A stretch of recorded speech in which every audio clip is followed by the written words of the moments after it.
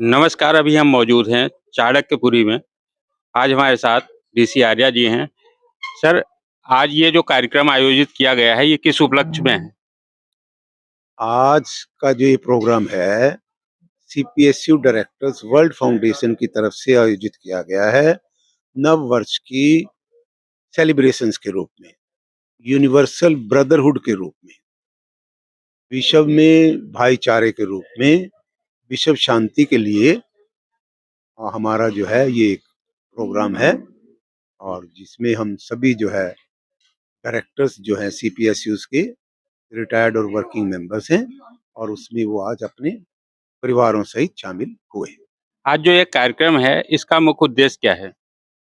इसका मुख्य उद्देश्य ये है कि सीपीएसयू डायरेक्टर्स वर्ल्ड फाउंडेशन जो है उसके जो डायरेक्टर्स हैं वो आपस में मिलते रहें, आर्थिक जो है जो देश की प्रगति है उसमें वो कैसे जो है योगदान दे सकते हैं उनको करते रहें, और हमारा जो सामाजिक ताना बाना है, सामाजिक जो भाईचारा है, प्यार है, वो बना रहे।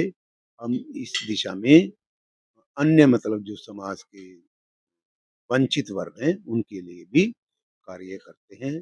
शिक्षा के क्षेत्र में हमारा विशेष जो है योगदान है, फोकस है। इस संदर्भ में आप लोगों को क्या संदेश देना चाहेंगे? वो विक्रमी संवत है जो 19 मार्च को चैत्र मास की शुक्ल पक्ष की प्रतिपदा से शुरू होगा। पर विश्व में हर देश का अपना जो है अलग नववर्ष है। ये नववर्ष जो है जैसे क्रिश्चियन हम नया वर्ष कह सकते हैं, लेकिन आप देखेंगे कि जब तक विश्व में भाईचारा नहीं होगा, शांति नहीं होगी, तो कोई भी प्रगति नहीं कर सकता। हम चैन से रह नहीं सकते।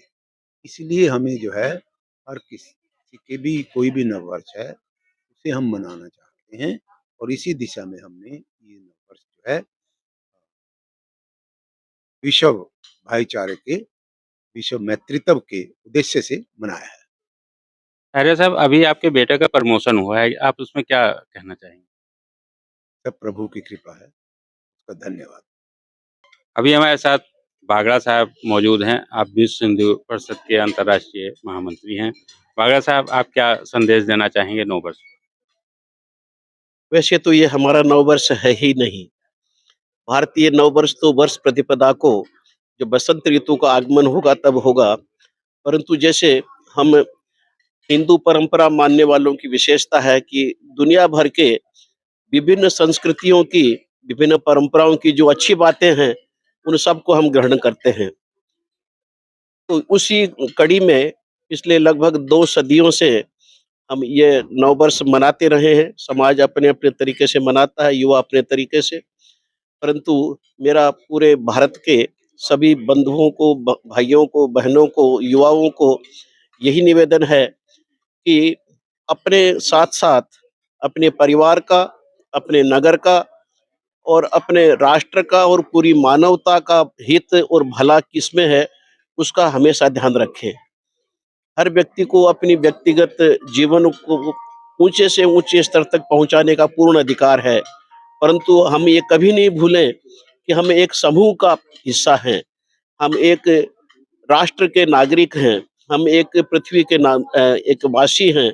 इसलिए हमको पर्यावरण की भी रक्षा करनी है, राष्ट्र के हितों की और इसके विकास की, और इसमें एक सद्भाव और भाईचारा बनाए रखने की भी हमारी ज़िम्मेदारी है, और अपने परिवार को अपने संस्कारों के साथ में आगे बढ़ाने की हमारी ज़िम्मेदारी है।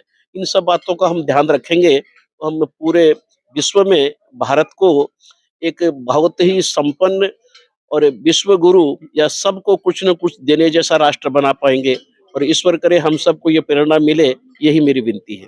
तो ये हमारे साथ थे डीसी आर्या जी। उन्होंने बताया कि नव वर्ष क्यों मनाना चाहिए और कैसे मनाना चाहिए। सहयोगी चेतन शर्मा के साथ मैं नीरज पांडे, एनपी न्यूज, मैट। कि पालकी सबसे अच्छा है। वो उसका कारण ये है कि एयरपोर्ट से जाओगे तो 2.5 किलोमीटर आपको पैदल चलना पड़ेगा, तब भी हेलीपैड से तो सांगी छत तक ले जाता है।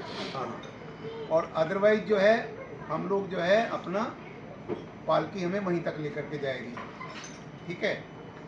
अच्छा, अगर हम अप्रैल में जैसे रखेंगे, नवरात्रों में नहीं रखेंगे, तो हमें वो बुकिंग तो सबको अपने आप करानी पड़ेगी ऑनलाइन।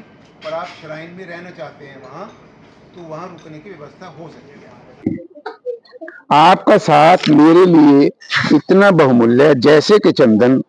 आज इस मिलन पर आपका अभिनंदन। आज इस मिलन पर आपका अभिनंदन। धन्यवाद। अब मैं भागड़ा साहब से अनुरोध करूंगा कि आप भी दो शब्द कहेंगे। अधिकतर हम में से सेवानिवृत्त है, रिटायर्ड है, अधिकतर एक दो अभी भी लगे हुए हैं तिवारी जी जैसे। अभी इनकी इनिंग चालू है, लेकिन हम सब की इनिंग तो लगभग पूरी हो गई। अब सब पेवेलियन में है हम लोग। लेकिन समय समय पर इंटरमिटेंटली इस तरह की गैदरिंग का महत्व इसलिए है कि हम सब के अपने अपने ग्रुप्स, सब ग्रुप्स बहुत हैं। क्लासमेट्स का भी होगा, कॉलेज एलुमनाई का भी होगा, IITs का भी होगा, जहाँ रहते हैं वहाँ का भी होगा, रेजिडेंस का भी होगा। परिवार के तो खैर होते ही हैं, परंतु एक जैसा काम किए हुए कॉर्पोरेट सेक्टर का, खासतौर से PSU सेक्टर में हम सब लोगों ने एक ही काम किया है। ये भी एक ग्रुप है और हमको समय समय पर आर्या जी सबको एक साथ बुला करके इस चीज़ को याद भी दिलाते हैं और एक परिवार का सदस्य होने का एहसास भी हमको बार बार कराते रहते हैं। जिसमें भी अपने अपने जिसको जितना टाइम मिलता है सब उसमें हम अपनी भी कलाकारी उसमें दिखाते ही रहते हैं। लेकिन महत्व इस बात का है कि हम सब में एक सामूहिक भावना है। लाइफ के जिस फेज में हम सब लोग हैं, सब लोग थर्ड फेज में है वानप्रस्थ आश्रम में अपनी अपनी व्यवस्था से। तो इस फेज में सामूहिकता से जीने का बड़ा महत्व है। कैरियर के दौरान तो एक अलग विषय होता है, सब लोग कंपटीशन में लगे रहते हैं, रेस में लगे रहते हैं।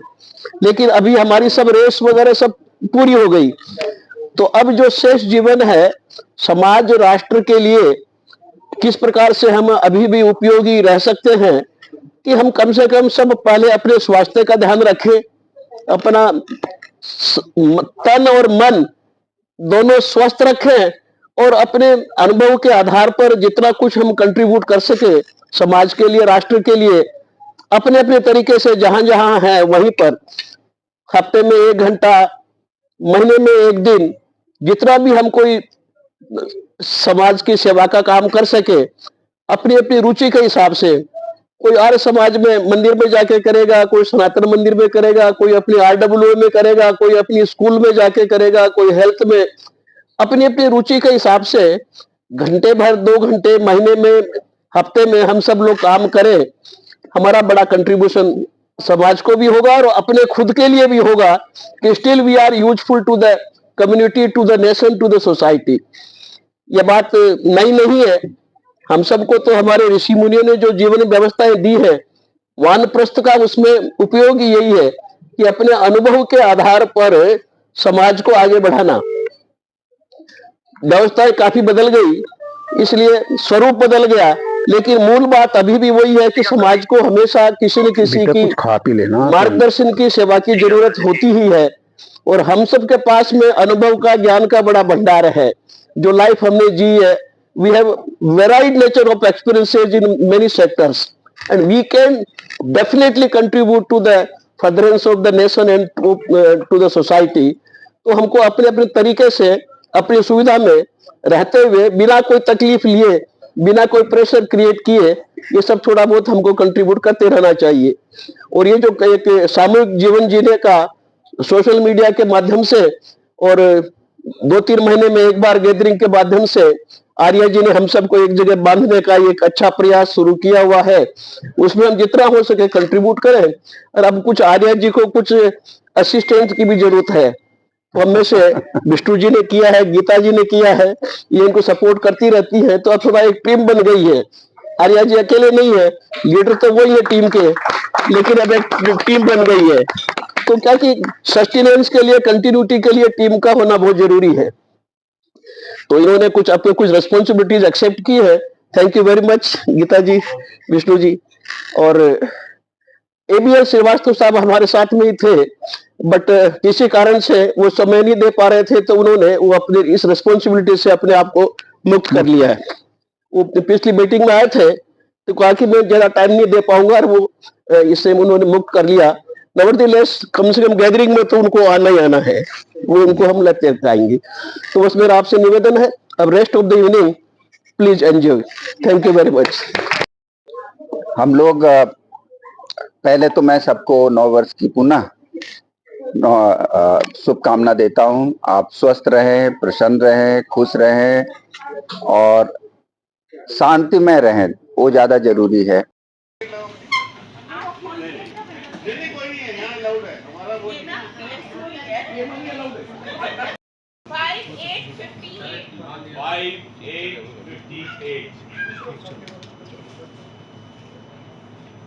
Birthday to you. Happy birthday to you. Happy birthday, dear Jayashree ji. Happy birthday to you. May God bless you. May God bless you. May God bless you. Happy birthday to you. क्या बात? पसंद वही बात करेंगे जो तुमको हो पसंद वही बात कहेंगे। तुम दिन को अगर रात कहो रात कहेंगे। जो तुमको हो पसंद वही बात कहेंगे। आजाद गगन लहराए, जहां दूर नजर दौड़ाए। आजाद गगन लहराए, जहां रंग बिरंगे पंछी आशा का संदेशा लाए। जहां रंग बिरंगे पंछी आशा का संदेशा लाए। सपनों में पली हंसती हो कली, जहाँ शाम सुहानी ढले। जहाँ गम भी न हो, आंसू भी न हो, बस प्यार ही प्यार पले। एक ऐसे गगन के तले। रास आती नहीं, खुशियां हमें रास आती नहीं, अपनी फितरत ही कुछ ऐसी है। और देख उन्हें लब खिल उठते हैं, उनकी सूरत ही कुछ ऐसी। क्या